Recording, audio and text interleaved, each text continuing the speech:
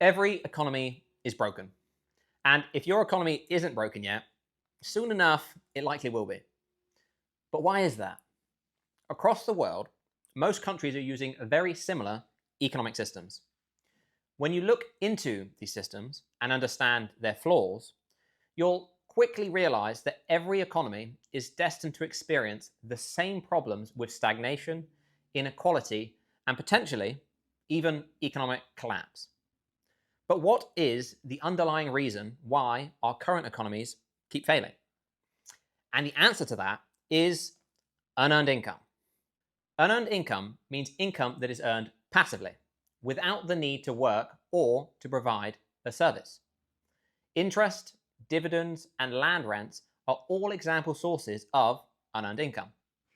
More specifically, the real problem is enabling unearned income with any of the economic systems that we really rely on. The problem with assets that can generate unearned income is how easily these assets can be accumulated. Purchasing assets that generate unearned income scales extremely well. Asset holders can increase their ownership of the asset by simply reinvesting the unearned income they receive. Compounding returns means you invest any excess income into buying more of the asset that will generate more of that income, resulting in more income in the future and then further purchases of the asset. For many people, it sounds like the dream situation where you don't need to do any work and all you really need to do is simply own enough of these different assets. And then you can just sit back and relax on a beach somewhere and enjoy a pina colada or five. Nice. Well, I've got bad news. This can eventually be catastrophic for an economy.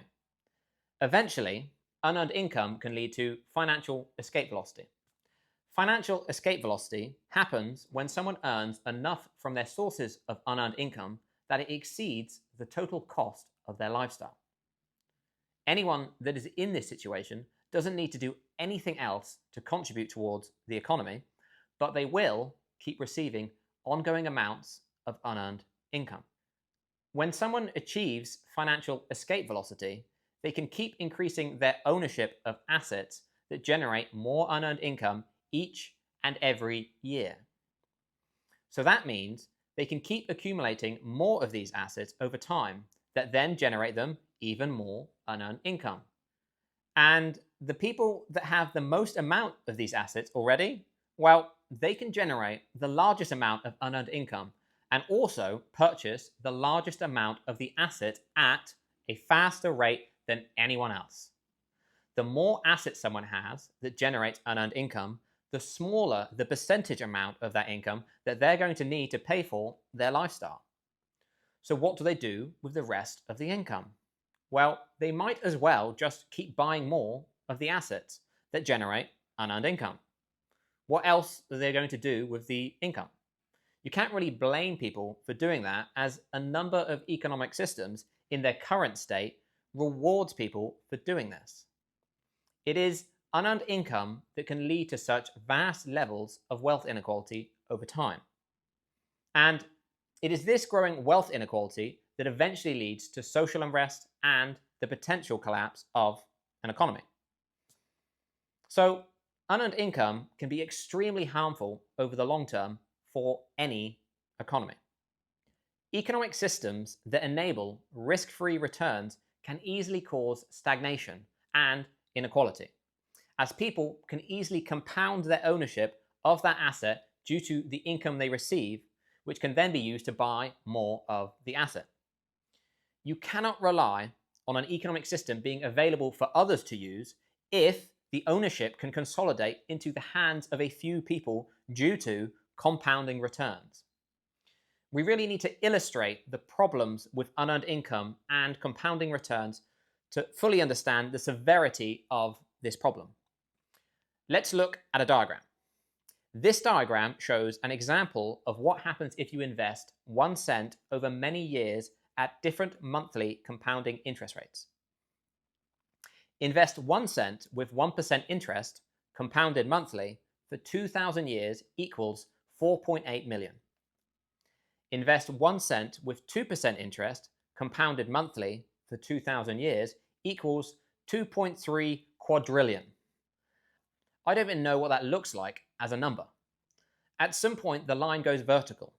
In all scenarios, it's just a matter of when it happens. And that's also just starting with 1 cent and with no further investment. Let's do a more realistic example. Imagine someone starts with $1,000 as their initial investment. They also invest another $100 every month for 30 years. That's a total of investment of $37,000 over 30 years, which then afterwards will continue to generate compounding returns over time due to interest. For an annual percentage yield of 1%, 100 years equals 87,196. 200 years equals 236,923. 500 years equals 4,752,776. Not too crazy, but you can start to see the rapid growth in the later stages, where compounding returns start to go up more vertically, like in the previous example. Now, what about a 3% annual percentage yield? 100 years equals 494,634. 200 years equals 9,897,768. 500 years equals 79,294,073,143 dollars. It gets pretty crazy, doesn't it? And that's just with $100 more invested each month. You may even know of friends that can invest much more than $100 a month. The higher the savings rate and the higher the annual rate of return, the faster you can reach financial escape velocity, and then perpetually accumulate more of these assets that generate unearned income. Hopefully, the penny has dropped. The light bulb has turned on. This is completely unsustainable. You cannot assume that everyone spends their income and savings and won't continue to accumulate and live on less than they are earning from unearned income sources. Some people will spend it all, no doubt, of course, but not everyone. And we see plenty of examples in society of people who are pretty good at getting more and more wealthy over time. And at a certain point of wealth, it becomes really hard to spend just the unearned income you're receiving each year. They don't even need to consider selling the assets to fund their lifestyle. There's only so many pina coladas a person can drink. And what a lovely problem to have for, of course, a very small number of people. It only takes a few people that are able to accumulate more ownership of these assets to cause stagnation and increasing inequality over time.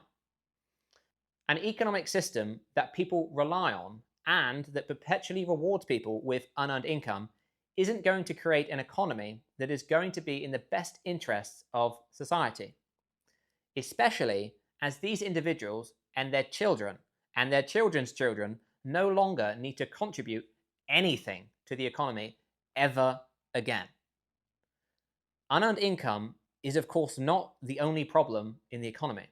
There's plenty of other problems that need to be solved. But it is unearned income and the added risks around compounding returns that are the biggest contributors for causing stagnation and excessive levels of wealth inequality. So solving the problems of unearned income is going to be one of the most impactful things that we can work on collectively together to make economic systems that are fairer for everyone. The 6 key areas of the economy that we highlighted previously include natural assets, public assets, households, organizations, governments, and exchange.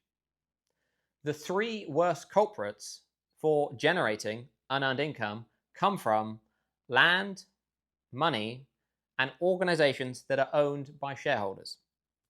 Land is part of natural assets. Money is the primary system we use for exchange.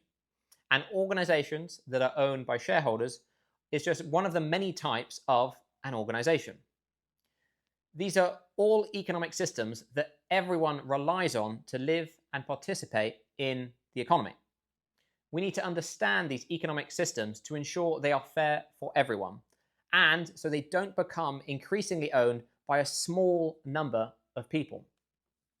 Let's now talk about these broken economic systems, and we'll start with land. See you soon.